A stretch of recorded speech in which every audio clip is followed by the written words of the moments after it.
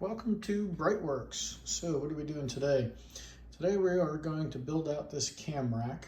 So we got our cylinder heads, got our cam rack, and we've got our hardware all laid out.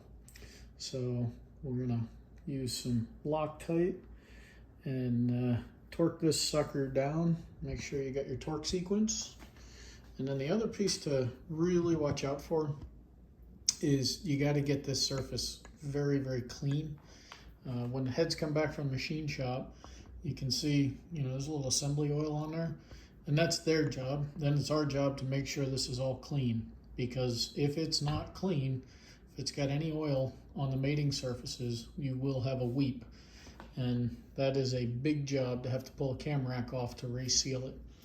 A couple people have had to do that lately, posted about it on the internet, because whoever was in there before them didn't make sure these surfaces were clean. So we use rubbing alcohol, a little bit of brake cleaner, and a whole lot of Kim wipes to make sure all that stuff is absolutely as clean as possible. So we're going to get on with the assembly. We'll put this on fast forward for you guys, and hopefully you enjoy the process. We'll see you back at the end.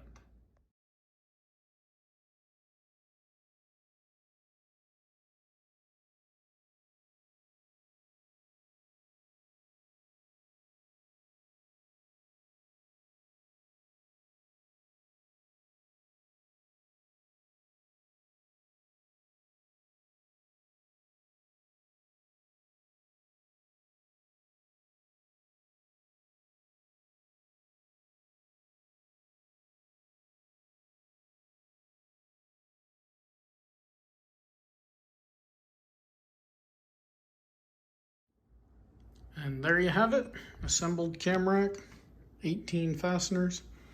15 of them are just M8 nuts, plain nuts, wavy washers underneath, so you need 18 wavy washers. And then you've got 1, 2, 3 of those Allens, because you got a pretty tight surface there and you can't really get a nut in there. So what are we looking for? I don't know if the light will let us see it, but all around that hole on the inside, what we're trying to see there is, do we have good squeeze out? So you see the little orange goo there? That's Loctite 574.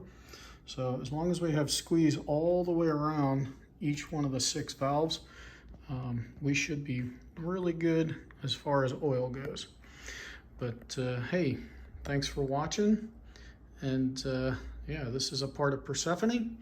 So check us out next time. If you like it, click subscribe. Otherwise, you can also check us out at BreitWerks.com.